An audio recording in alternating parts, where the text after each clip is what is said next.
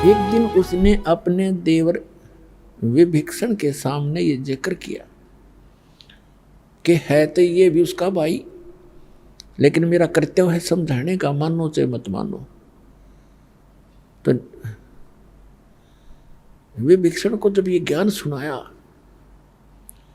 तो कहने लगा, मंदोदरी आप ये ज्ञान कहाँ से लाए, और यदि मेरे भाई ने सुन लिया तो तेरे को ज़्यादा पिटाई कर देगा तेरी।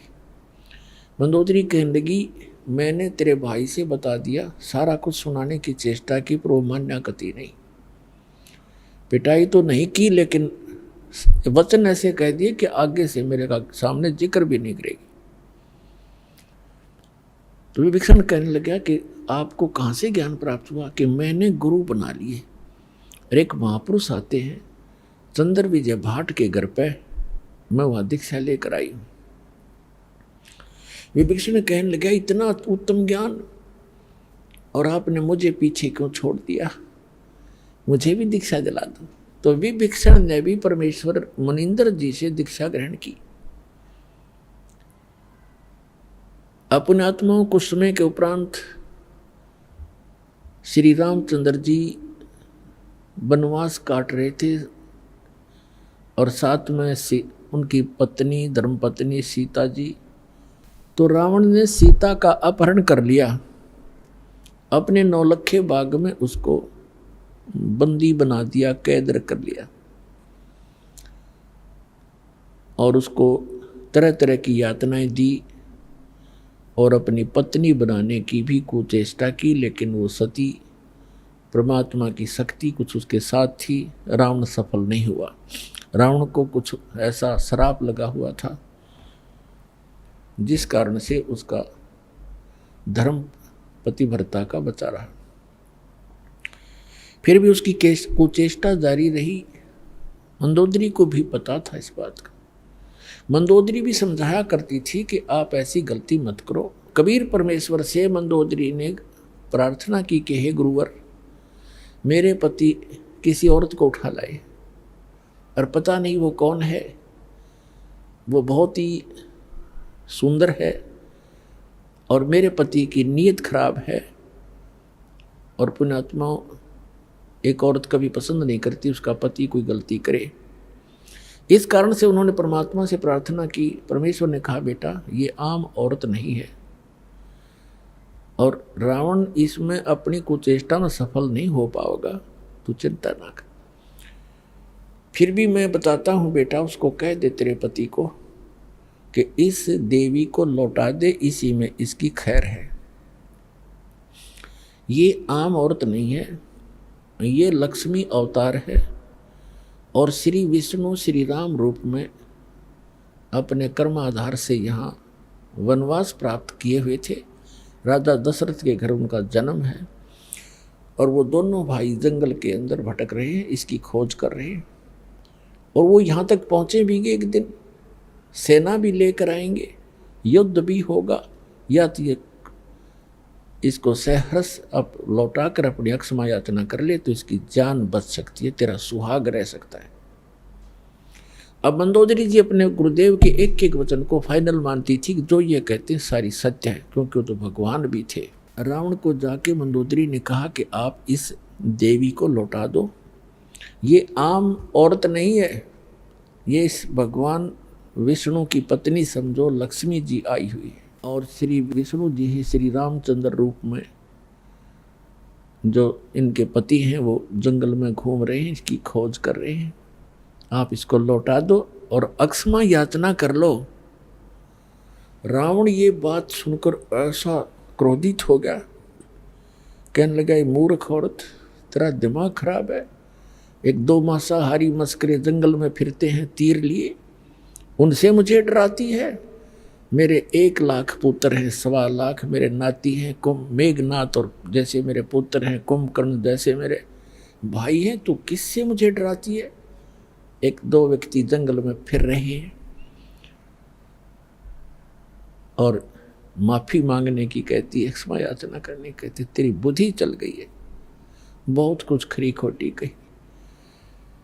अब मंदोदरी को अपने गुरुदेव की बात पर फाइनल विश्वास था, अटल विश्वास था कि न जो बोला सही है। तब परमात्मा से उन्होंने फिर स्वयं प्रयत्न किया। उधर से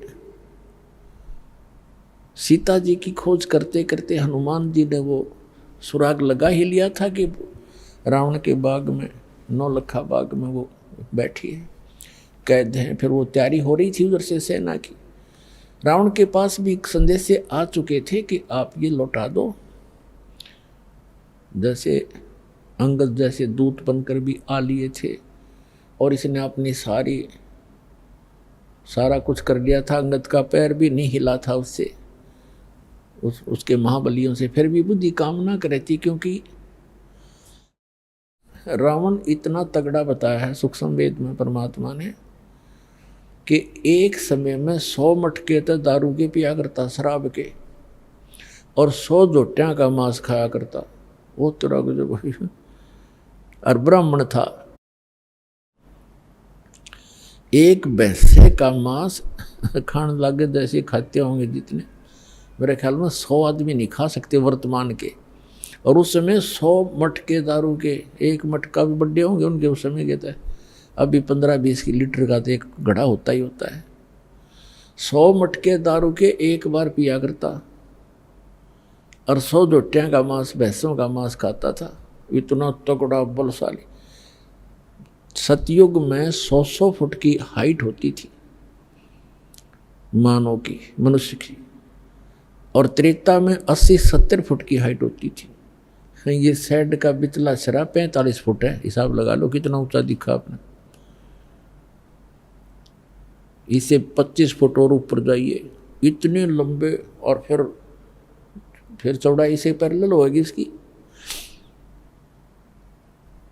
तो बुद्धि भ्रष्टता खा पी कर, दारू शराब पी कर, खा कर मांस, राक्षस जैसी बुद्धि होगी।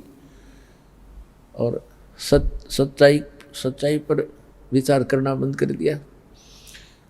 तो उसकी पत्नी ने देखा, परमात्मा ने बताया है कि तेरा सुहाग उजड़ेगा या तो इसे न मना ले। तब एक दिन मंदोदरी ने भगवान से कहा, गुरुदेव आप कृपा करो, एक बार आप समझा दो मेरे पति देव को, और यदि वो आपकी बात नहीं मानेगा तो मैं उसे मराए मान लूंगी। आज से ही मैं अपने आप को विधवा समझ लूंगी अगर आपकी बात नहीं मानी उसने।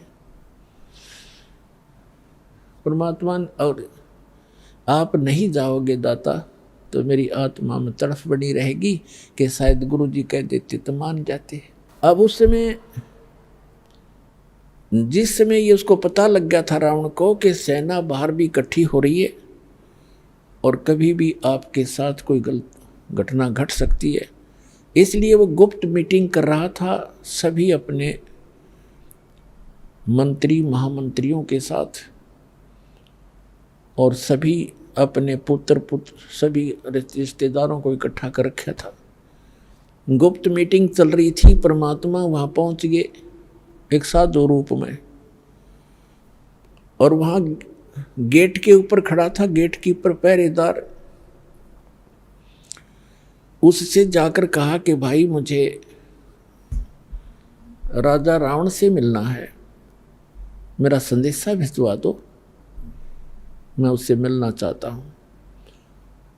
पहरेदार ने कहा कि महाराज ये रावण इतना खतरनाक आदमी है, इतना क्रोधी है, इसने आदेश दे रखा है कि अंदर का संदेश तो बाहर जा सकता है, बाहर का संदेश इस दौरान मेरे पास लेकर आने की आवश्यकता नहीं, तेरा सर कलम कर दूंगा, कत्ल कर दूंगा। तो महाराज मैं विवश हूँ। अब उस समय संतों से भी डर लगता था, क्योंकि वो कोई वचन कुवचन बोल देते थे जो हानि कर देता था। तो परमात्मा समझ गए कि इसके बस की बात नहीं, अपनी व्यवस्था ये सही जाहिर कर रहा है। तो परमात्मा वहाँ अंतर ध्यान हुए और रावण के दरबार के अंदर प्रकट हो गए, जहाँ पर लाखों आदमी बैठे हों। तो वो कितना बड़ा महल होगा, इतना लंबा, बीच में गेट, ऊपर ऊंची स्टेज के ऊपर बीच में गैलरी, स्टेज पर बैठा रावण। ज्यों ही उसने देखा कि ये आदमी महात्मा अंदर किसने आने दिया, रावण ने आदेश दिया गरज के पहरेदार को बुलाओ। उसने कैसे इसको अंदर आने दिया, आज हम गुप्त मीटिंग कर रहे हैं। तब तक परमात्मा निकट आ गए और कहा, जी आपके पहरेदार का दोष नहीं, आपके गेट कीपर ने कति मना कर दिया था और यहां तक कहा था कि अंदर का संदेश बाहर आ सकता है, बाहर का संदेश मैं अंदर नहीं जाने दूंगा और आपको तो जाने ही नहीं दूंगा। तो रावण ने पूछा कि तू आया कैसे, फिर जबरदस्ती आया कि नहीं? उसको पता ही नहीं मैं कैसे आया। तो परमात्मा एकदम अदृश्य हो गए, अंतर ध्यान हो गए और फिर तुरंत वहीं प्रगट हो गए। तब कहा कि मैं ऐसे आया, उसको नहीं पता, वहां तो मैं अदृश्य हो गया और आपके महल के अंदर राज दरबार में मैं प्रगट हो गया, ऐसे आया। तो रावण ने कहा कि बोल क्या काम आया तू, फिर तेरी खबर लूंगा, तू अंदर आ कैसे गया। परमात्मा ने कहा कि रावण, जिस देवी को तू उठाकर लाया है उसको वापस लौटा दे, तेरी इसी में खैर है, और अपनी अक्षमा याचना कर ले, तेरा कुल बच जाएगा, तेरी जान बच जाएगी। वो भगवान विष्णु के अवतार हैं और ये लक्ष्मी अवतार सीता है। रावण कहता है कि अपनी जुबान बंद कर ले और तू वापस चला जा। परमात्मा ने कहा कि तेरी विनाश काले विपरीता बुद्धि होगी है रावण, तेरा सर्वनाश निकट है, तो दुनिया के अंदर एक नंबर का दुष्ट प्रसिद्ध होगा। तो ऐसे कर्म मत कर, एक सूरवीर होकर अबला को हर लाया, तो जैसे धिक्कार है तेरे जैसे राजा को। परमात्मा तो परमात्मा थे, निडर थे, उसने 36 सुना दी उसके हित में।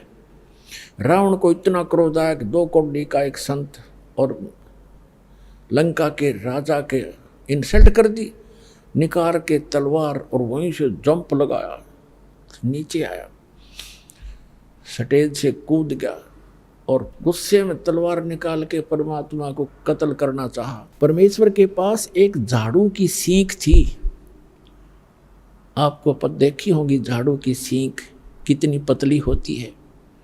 एक सींख, वो तिल्ली सींख लंबी सी, और उसको ऐसे कर दिया, हाथ में ले रखा था, ऐसे कर दिया।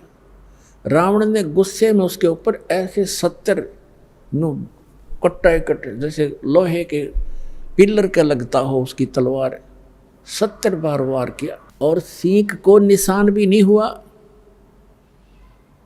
और 100 जोटे खाने वाला कितना पहलवान होगा, कितना तगड़ा, पसीने आगे भाई के कांपन लग गया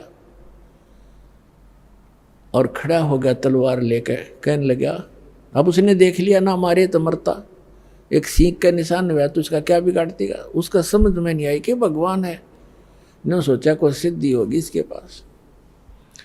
जाके ऊपर बैठ गया स्टेज पर मुंह लटका के और कहने लगा कि तेने जाना हो तो जा, ना तेरी बात मैं मानो नहीं। परमात्मा बोले, फिर मैं यहाँ के गड्ढूंगा तेरे पास, तेरे जैसे नालायक के पास, पर मेरे फिर आखिरी वचन सुन ले, तेरा नाश निकट है, तेरी बुद्धि भ्रष्ट हो चुकी है। तो ब्राह्मण हो कैसे जुल्म करता है। और परमात्मा, वो परमात्मा के सब बच्चे हैं, सबको कहना सुनना उसका कर्तव्य बनता है। ये कहकर वहाँ से अंतर ध्यान हो गए। अब परमात्मा ने जाकर के वहाँ चंद्र विजय के घर पे बता दिया कि कह देना मंदोदरी को कि मैंने उससे कहा था, लेकिन वो बिल्कुल नहीं माना। मंदोदरी वहीं आ गई कुदरती, क्योंकि बुला लाई जाकर के वो कर्मवती चंद्र विजय भाट की पत्नी, और कहा परमात्मा ठीक है, आपकी बात उसने नहीं मानी तो मेरा आज से वो मन मृत्यु मान ली उसकी। परमात्मा बोले, बेटी मैंने अपना जो आपने कहा मैंने वो कर दिया, पर वो नहीं माना। अब उस समय विभीषण भी वहां विराजमान था और दीक्षित था।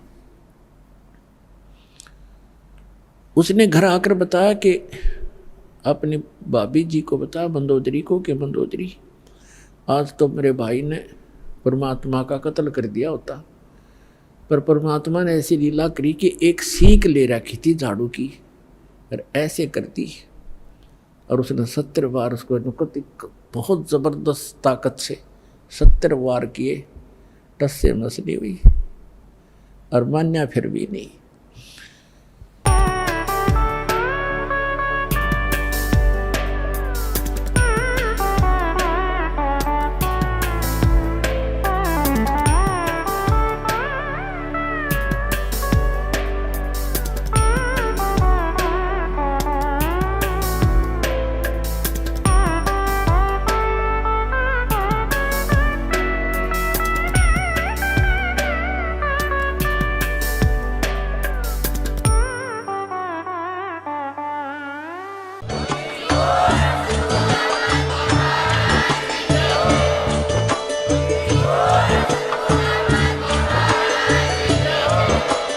आप सुन रहे थे जगत गुरु तत्वदर्शी संत रामपाल जी महाराज जी के मंगल प्रवचन। अधिक जानकारी के लिए विजिट कीजिए हमारी वेबसाइट www.jagatgururampalji.org। संत रामपाल जी महाराज जी के शुभ आशीर्वाद से पूरे विश्व भर में 500 से भी ज्यादा नाम दीक्षा केंद्र हैं, जिन पर संत रामपाल जी महाराज जी द्वारा ऑनलाइन निशुल्क नाम दीक्षा दी जा रही है। अपने नजदीकी नाम दीक्षा केंद्र का पता करने के लिए संपर्क करें 8222880541।